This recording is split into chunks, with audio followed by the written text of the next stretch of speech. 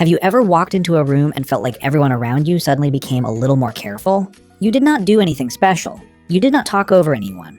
You did not demand attention. You were not even trying to impress anybody. And yet there is still something about you that makes other people choose their words more carefully, keep a little distance, or act more relaxed than usual. Maybe you have been called unapproachable, too serious, too cold, or you have heard someone say, "At first I thought you were really intimidating." And all you can do is wonder, what are they seeing in me that I cannot see in myself? But here's what no one tells you. There is a hidden psychological mechanism behind that reaction. Sometimes people are not reacting to what you do, but to the tiny signals in the way you carry yourself. Signals so small that you almost never notice them, but other people can feel them very clearly. I am Apex. Today we are going to explore 7 signs that you make other people feel intimidated without even realizing it. Sign 1, silence.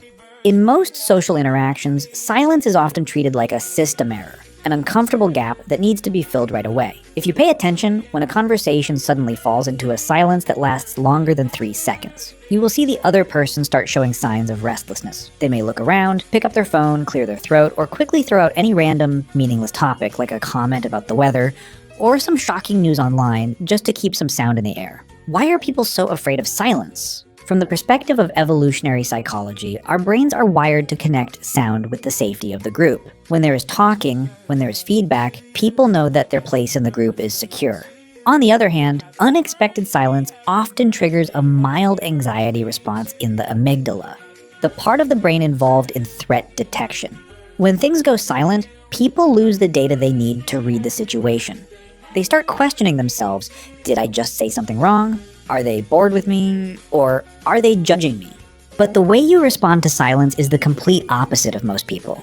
You do not see silence as a problem that needs to be solved. You are completely comfortable sitting with someone without needing to constantly make noise. To you, silence is a functional space. It is the moment when you are digesting the information you just heard, the moment when you are thinking so you can give a high-quality answer, or simply the moment when you feel there is nothing truly valuable left to say. You do not feel the need to speak just to fill the gap or make the conversation seem more pleasant. This calmness can accidentally create a huge amount of pressure. While they are rushing to find a way to break the silence, the fact that you can still sit there, quiet and composed, makes them feel like they are losing control. In nonverbal communication, the person who is more comfortable with silence is often the one who controls the pace of the conversation. Because they cannot read what is going on inside your head, their subconscious automatically switches into alert mode. They may call you cold or hard to approach, but sometimes what makes them uncomfortable is simply that you are not reacting to the rhythm of conversation they are used to. Sign 2, staying out of drama. Look at how social groups, workplaces, or friend circles often operate. Most people bond very quickly through one common ingredient: drama. Complaining together about a boss, gossiping about a coworker, or acting outraged over something on social media is one of the fastest ways to create a sense of belonging. When people all react strongly to the same situation, they are quietly sending each other a safety signal. I feel the same way you do. I am on your side. I am part of this group. When you do not join that connection, other people may find it hard to guess where you stand in the group. When something noisy happens, instead of easily getting swept up in the shared energy of the crowd, you choose to take one step back. You take in the information, but you do not rush to judge. You do not add more comments that pour fuel on the fire. And most importantly, you refuse to let your emotions be pulled around by stories that are not truly related to your personal life. You tend to keep a certain emotional distance before you react. For people who are used to bonding through quick agreement and strong reactions, your neutral attitude can make you hard to read. They feel disoriented. They cannot use gossip to pull in your attention. They cannot use rumors to trigger anger in you. A person who is not easily swept along by the crowd is usually also hard to pull into instant emotional reactions. People who are used to influencing others through emotion may not know how to approach you. Their caution around you is not necessarily dislike. It may simply be confusion in front of someone who has clear boundaries and does not easily change their position just because of pressure from the people around them.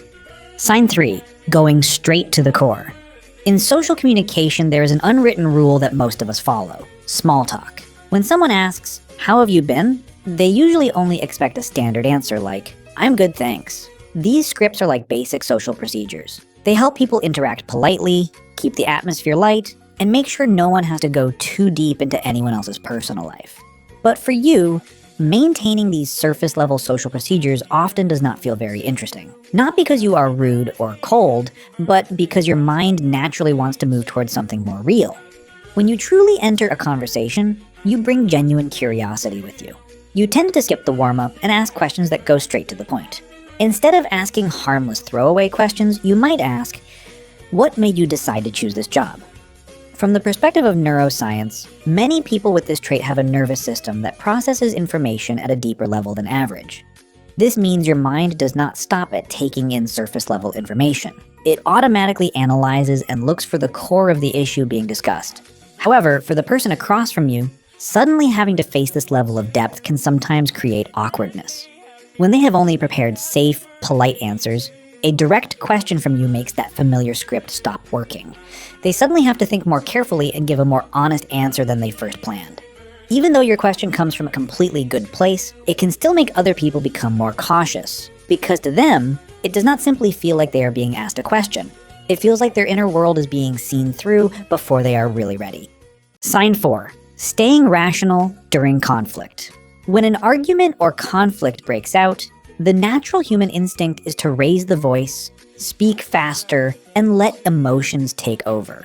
In psychology, there is a phenomenon called emotional mirroring. When someone is angry with you, they unconsciously expect you to react with a similar level of emotional intensity. That mirroring, even when it is negative, gives them the feeling that they are being heard, that their anger makes sense, and that it is affecting you. But you do not give them that mirror. When the pressure rises, while other people let the emotional part of the brain, the amygdala, take control, you automatically activate the rational part of the brain, the prefrontal cortex, to stay in control. Your voice may become slower, calmer. You separate the emotions from the core issue. You focus on finding the cause and the solution, instead of pushing the argument into even more tension.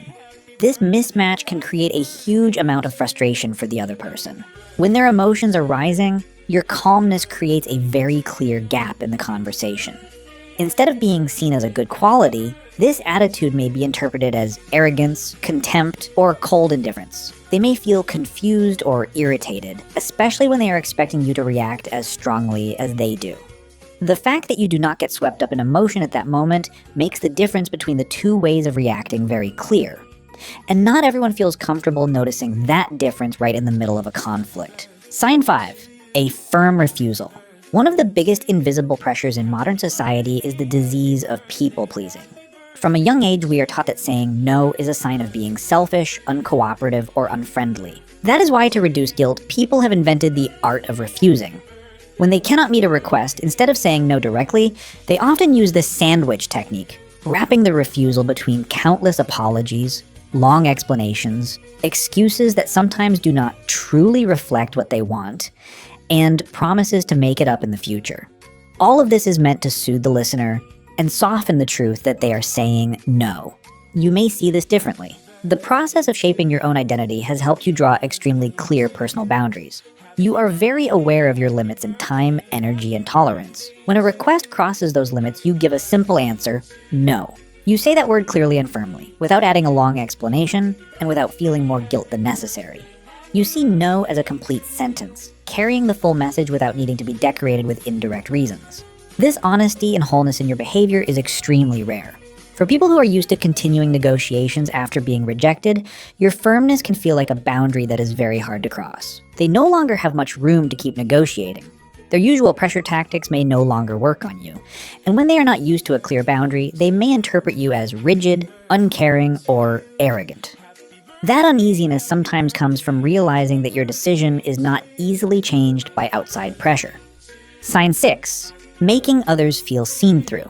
In a group, many people are busy thinking about how they are being seen. They think about what they should say next, when they should laugh, and how they should act to look more confident, friendly, or interesting. Because they are so focused on their own image, they often miss many small signals happening around them. You are the opposite. Because you are not in a rush to take the spotlight, you have more space to observe what is going on.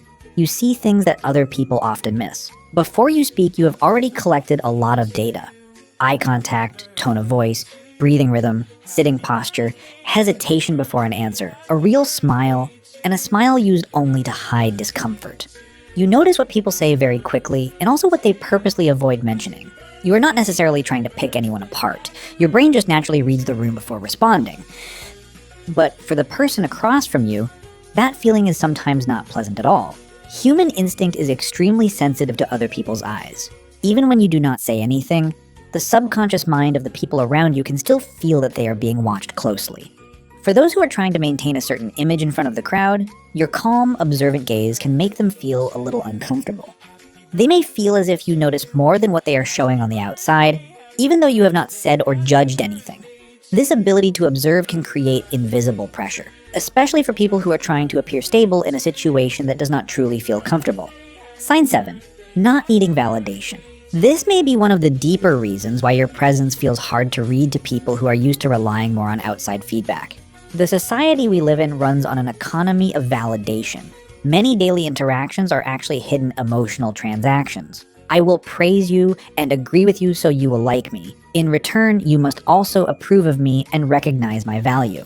For many people, approval from the outside, the nods, the compliments, or the number of followers can become an important part of how they define their self-worth. The need for validation sometimes makes people adjust themselves more than they truly want to.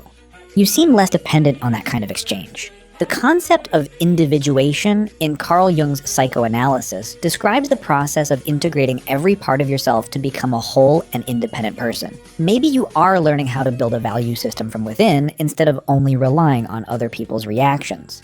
You know clearly how capable you are, you understand which life principles you cannot compromise, and you accept even the imperfect parts of yourself. Most importantly, your sense of value does not fully depend on how much other people approve of you or praise you. You do not need the whole room to agree with you before you believe your opinion has value. You still exist within the community, but you do not let your entire worth depend on the reaction of that community. When you are less dependent on validation, many social pressures also have a harder time affecting you than before. Group pressure, quiet rejection, disapproval, or sarcastic remarks. The kinds of pressure that once made many people change themselves may no longer affect you as strongly as they used to. This makes some people unsure how to read you. In psychology, this can lead to a defense mechanism called projection.